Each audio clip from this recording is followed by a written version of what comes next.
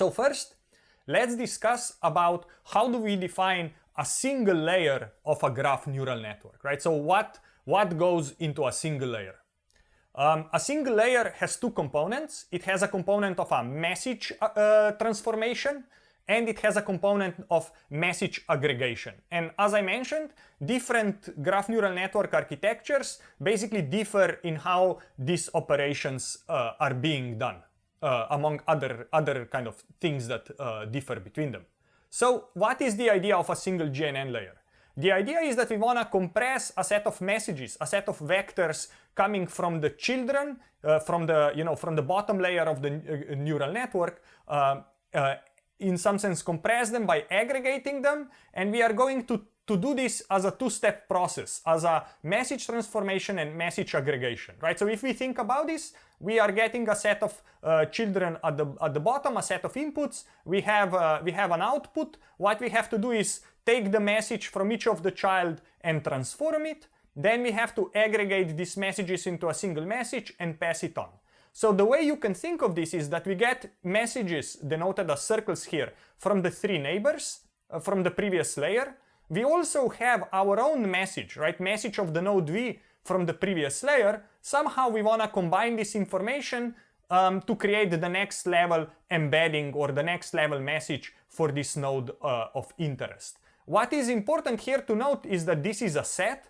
So the ordering in which we are aggregating these messages from the children is not important or is arbitrary. And for this reason, these aggregation functions that aggregate, that summarize, that compress in some sense the messages coming from the children have to be order invariant, because they shouldn't depend, in which ordering am I considering the neighbors, because there is no special ordering to the neighbors, to the lower level, to the children in the network. That's an important detail. Of course, another important detail is that we want to combine information coming from the neighbors together with node's own information from the previous layer, as denoted here. So, I'm connecting information from level L-1 to create a message at level L, and I'm collecting information from the neighbors from the previous layer, as well as from the representation of that node itself at the previous layer. So let me now make things a bit more precise. So we will talk about message computation as a first operation that we need to decide. And basically the message computation takes the representation of the node at the previous layer and somehow transforms it into this message information. So each node creates a message which will be sent to other nodes in the next layer. An example of a simple message transformation is that you take the previous layer embedding of a node and multiply it with a matrix W. So this is a simple linear layer, linear transformation. And this is what we talked about in the previous lecture. Right? So that's the first part. And we need to decide this message function, in this case is simply this matrix multiply. The second question is about aggregation. The intuition here is that each node will aggregate the messages from its neighbors. So the idea is that I take now these transformed messages M that we just defined on the previous slide, right? So I take these transformed messages coming from nodes U from the previous level that I transformed, let's say in this case with W, and I want to aggregate them into a single message, right? I want to take this thing and kind of compress it, aggregate it. What are some examples of aggregation functions? A summation is a simple aggregation function. An average is an order invariant aggregation function, as well as, for example, max. We take the maximum message or the maximum coordinate-wise value, and that's how we aggregate. And again, all these aggregation functions are order invariant. So, for example, one concrete way how you could do this is to say, the level L embedding for node V is simply a summation of the transformed messages coming from the neighbors U of that node of interest V. And this is where the messages from previous layer got transformed, and now we simply sum them up to have the embedding for the node at level L. And of course now this node at level L, to create a message for level L plus 1, it will take now WL plus 1, multiply it with H, and send it to whoever is above them in the graph neural network structure. So this was now a message operation, message transformation, and message aggregation. One important issue is, if you do it the way I defined it so far, is that information from the node itself could get lost, right? Basically, that computation of message for node V for level L does not directly depend on what we have already computed for that node, same node V from the previous level, right? So for example, if I do it simply as I show here, we are simply aggregating information about neighbors, but we don't really say, okay, but who is this node V? What do we know about node V before? So an opportunity here is to actually to include the previous level embedding of node V when we are computing the embedding of V for the next level. So usually, basically, a different message computation will be performed, right? What do I mean by this is, for example, the message transformation matrix W will be applied to the neighbors U, while there be a different message aggregation function B that will be applied to the embedding of node V itself. So that's the first difference, right? So that the message of it from the node itself from previous layer will be multiplied by B, while messages from neighbors from previous layer are going to be multiplied by W. And then the second difference is that after aggregating from neighbors, we can aggregate messages from V itself as well. And usually this is done via concatenation or a summation. So to show you an example, the way we can do this is to say, aha, I'm taking my messages from neighbors and I'm aggregating them, let's say with a summation operator. I'm taking the message from V itself, right, like I define it up here, and then I'm going to concatenate these two messages, simply like concatenate them one next to each other, and that's my next layer embedding for node V. So simply I'm saying I'm aggregating information from neighbors plus retaining the information about the node that I already had. And this is now a way how to keep track of the information that the node has already computed about itself so that it doesn't get lost through the layers of propagation. It's, let's say, by concatenation here or by summation. That's another popular choice. So putting all this together, what did we learn? We learned that we have this message where each node from the previous layer takes its own embedding, its own information, transforms it and sends it up to the parent. This is denoted here through this message transformation function. Usually this is simply a linear function like a matrix multiply.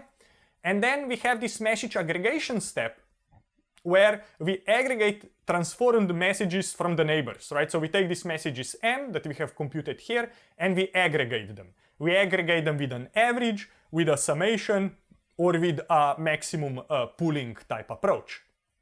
And then what we can also do is another extension here is to also add a self message and concatenate it. And then after we have done all this, we pass this through a non-linearity, through a non-linear activation function. And this last step is important because it adds expressiveness. Often, you know, this non-linearity is written as sigma. In reality, this can be a rectified linear unit or a sigmoid or any other specific type of non-linear activation function popular in other types of neural networks as well. But that's essentially how a single layer of a graph neural network looks like. So now that we have seen this in abstract, I want to mention some of the seminal graph neural network architectures that have been developed and kind of interpret them in this unified message transformation, message aggregation framework. So last lecture, we talked about graph convolutional neural network, or a GCN. And I wrote this equation. I said, the embedding of node V at layer L is simply an average of the embeddings of nodes U that are neighbors of V, normalized by the in degree of node V, and transformed with matrix W and sent through a non-linearity. So now the question is, how can I take this equation that I've written here and write it in this message transformation plus aggregation function. And the way you can do this is simply take this W and distribute it inside. So basically now W times H divided by number of neighbors is the message transformation function, and then the message aggregation function is simply a summation. And then we have a non-linearity here. So this is what a graph convolutional neural network is in terms of message aggregation and message transformation. So to write it even more explicitly, each neighbor transforms the message by saying, I take my previous layer embedding, multiply it with W, and divide it by the node degree of V. So this is normalization by node degree. And then the aggregation is a summation over the neighbors of node V, and then applying a nonlinearity activation function here denoted as sigma. So this is now a GCN written as a message transformation and a message aggregation type operation. So that's the first classical architecture. The second architecture I want to mention is called GraphSAGE. And GraphSAGE builds upon the GCN, but extends it in several important aspects. The first aspect is that it realizes that this aggregation function is an arbitrary aggregation function. So it allows for multiple different choices of aggregation functions, not only averaging. And the second thing is it talks about taking the message from the node itself, transforming it, and then concatenating it with the aggregated messages, which adds a lot of expressive power. So now let's write the GraphSAGE equation in this message plus aggregation type operations, right? Message is computed through the aggregation operator AGG here. And the way we can think of this is that this is kind of a two-stage approach. First is that we take the individual messages and transform them, let's say, through linear operations. Then we apply the aggregation operator that basically gives me now a summary of the messages coming from the neighbors. And then the second important step now is that I take the messages coming from the neighbors already aggregated, I concatenate it with V's own message or embedding from the previous layer, concatenate these two together, multiply them with a transformation matrix, and pass through a non-linearity, right? So the differences between GCN is here, and another more important difference is here that we are concatenating and taking our own embedding as well. So to say what kind of aggregation functions can we use, we can simply take, for example, weighted average of neighbors, which is what GCN is doing. We can, for example, take any kind of pooling, which is, transform the neighbor vectors and apply a symmetric vector function like a min or a max. So you could even have, for example, here as a transformation, you don't have to have a linear transformation. You could have a multi-layer perceptron as a message transformation function, and then an aggregation.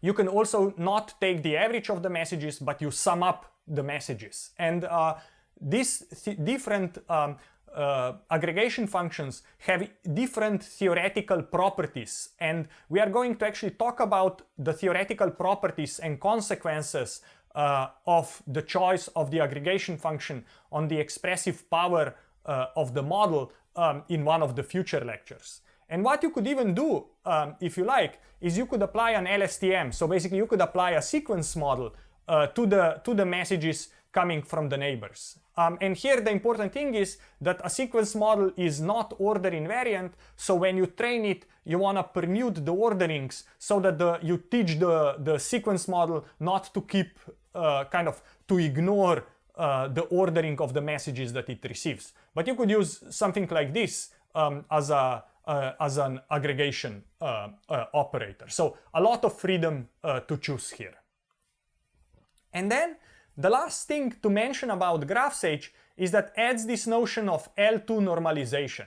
So the idea is that we want to apply L2 normalization to the embeddings at every layer. And when I say L2 normalization, all I mean by that is we want to measure the distance, some of the squared values of the entries of the embedding of a given node, take the square root of that, and then divide by the distance. So basically this means that the Euclidean length of this embedding vector will always be equal to 1.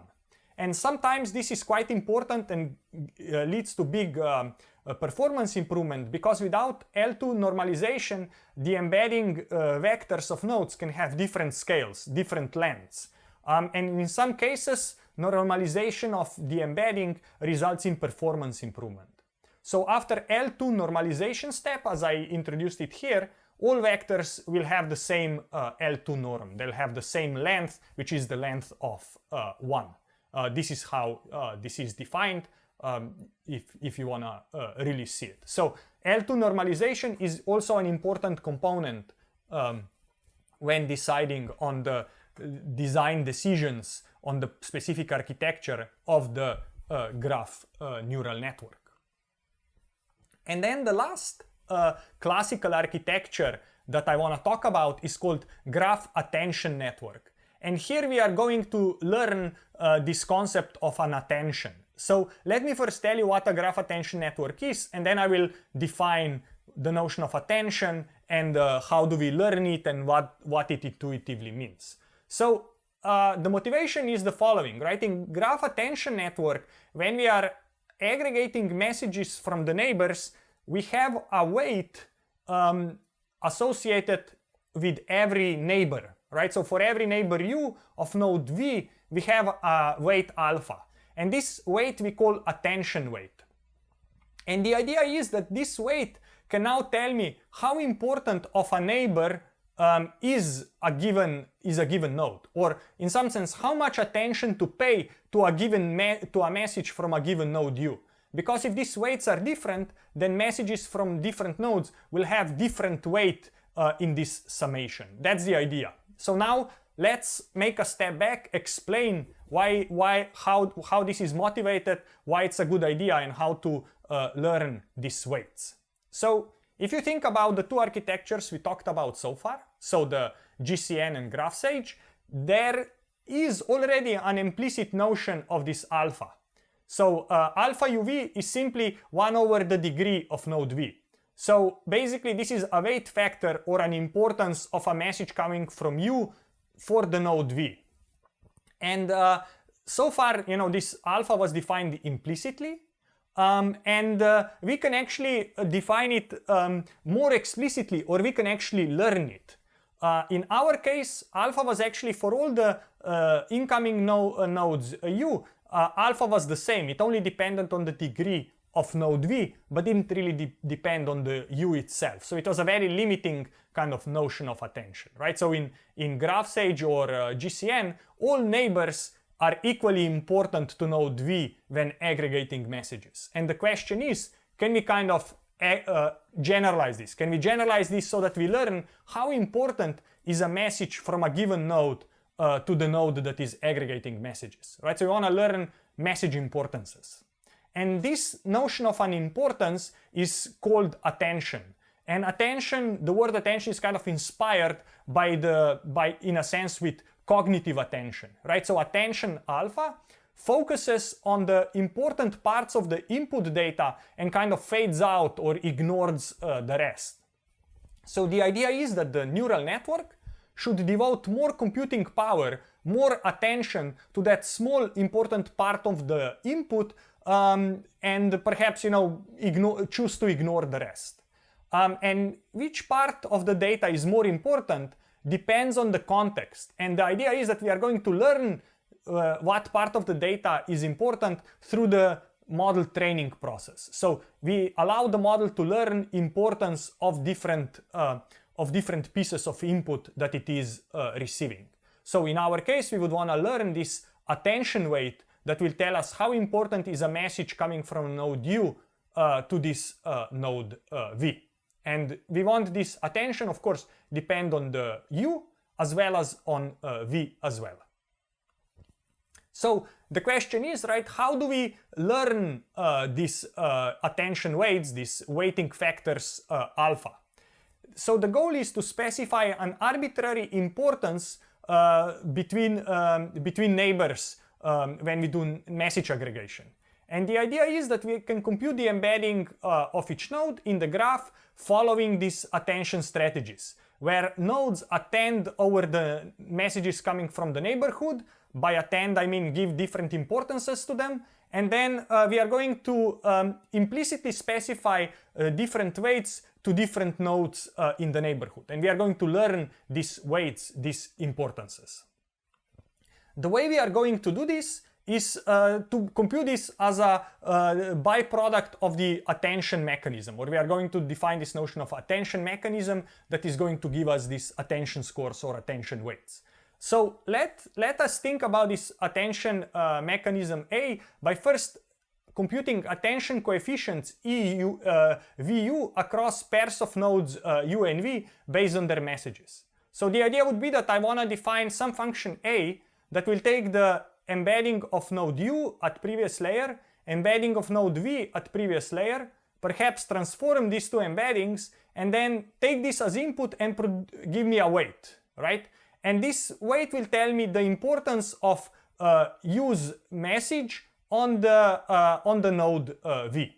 So for example, just to be concrete, right, if I want to say what is the attention coefficients EAB, it's simply some function A of the embedding of node A at the previous step and the embedding of node B at the previous step, at the previous layer of the graph neural network. And this will give me now the weight of this or importance of this particular edge. So now that I have these coefficients, I want to normalize them to get the final attention weight. So what do I mean by, for example, normalize, is that we can apply a softmax function to them so that these attention weights are going to sum to 1. So I take the coefficients E that we have just defined, I exponentiate them, and then divide by the exponentiated sum of them, so that these attention weights alpha now are going to sum to 1. And then, right, when I'm doing message aggregation, I can now do a weighted sum based on the attention weights alpha. So here are the alphas, these are these alphas that depend on E, and E depends on the previous layer embeddings of nodes U and V. So for example, if I now say how would aggregation for node A look like, the way I would do this is I would compute these attention weights alpha AB, alpha AC, and alpha AD, because B, C, and D are its neighbors. These alphas would be computed as I show up here. They would be computed by previous layer embeddings of these nodes on the endpoints of the edge.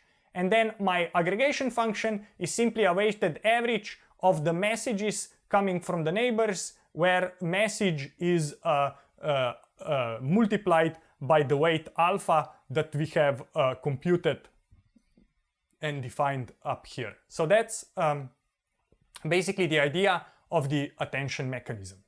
Now, what is the form of this attention mechanism A? We still haven't decided how embedding of one node and embedding of the other node get combined, computed into this weight E.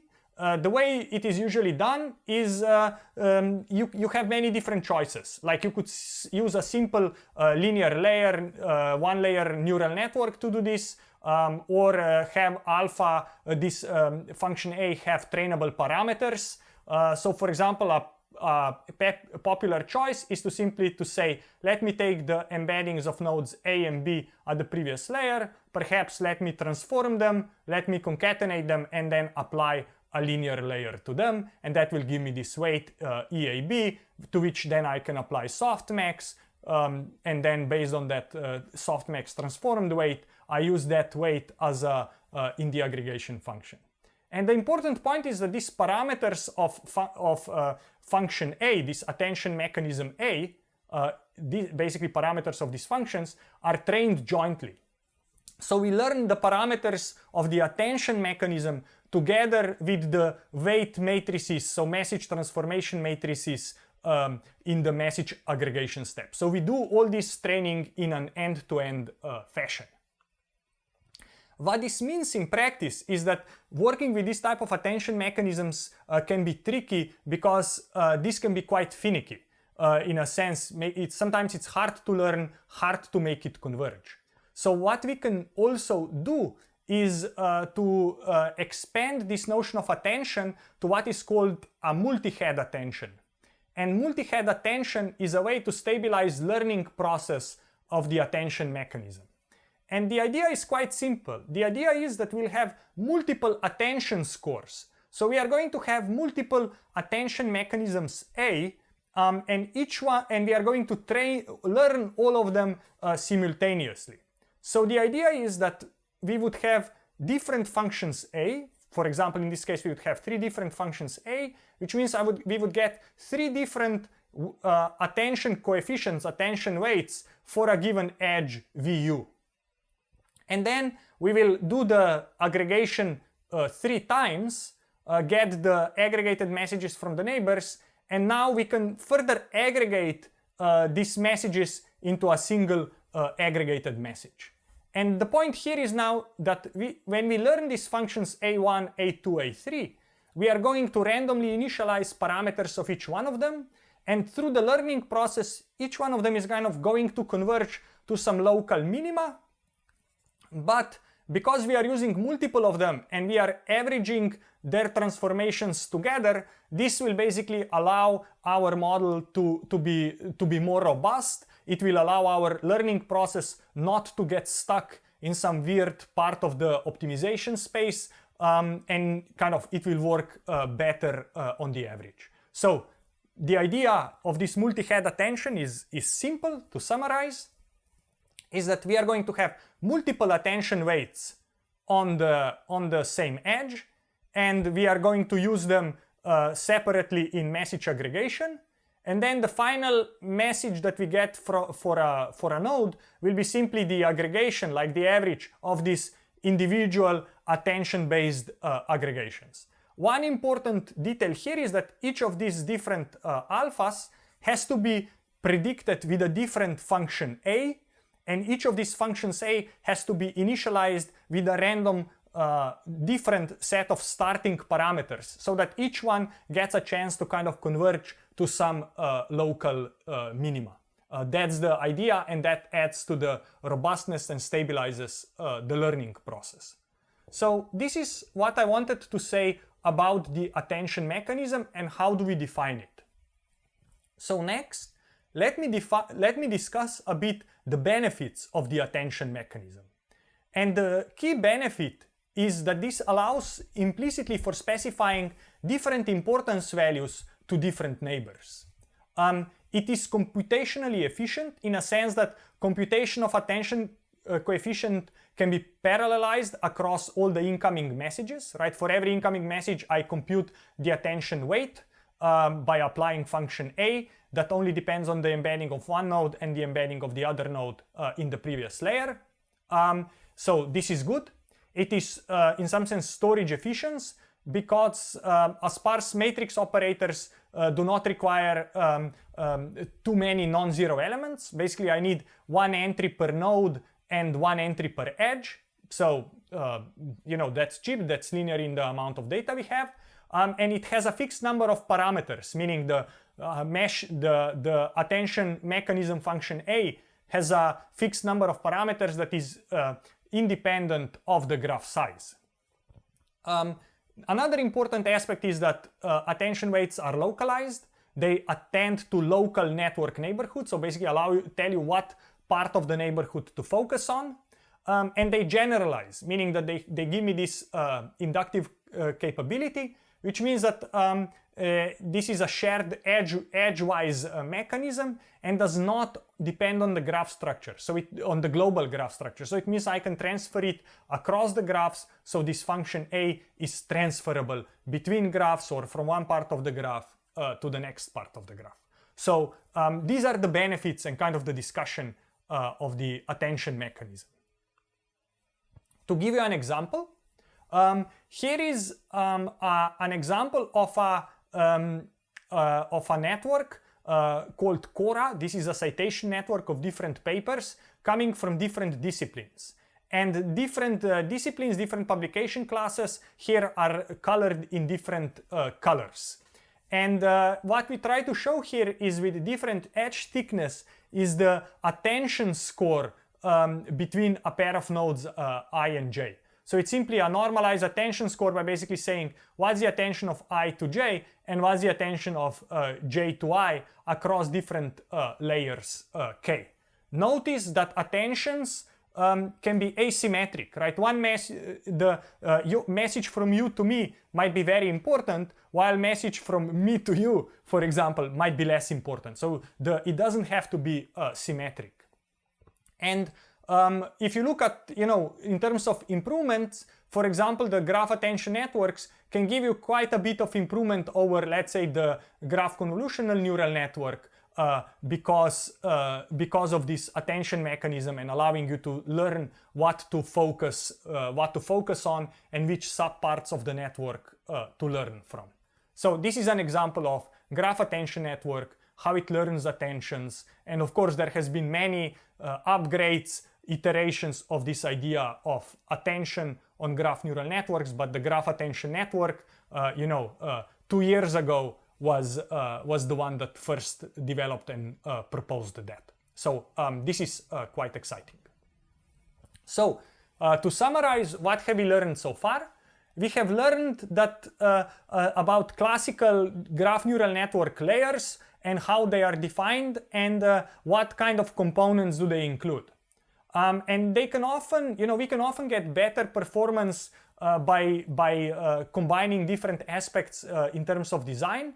And we can also include, as I will talk about later, other modern deep learning modules into graph neural network design, right? Like, for example, I'm going to talk more about batch normalization, dropout. You can choose different activation function, attention, as well as aggregation. So these are kind of transformations and components you can choose to pick in order to design an effective architecture for your problem.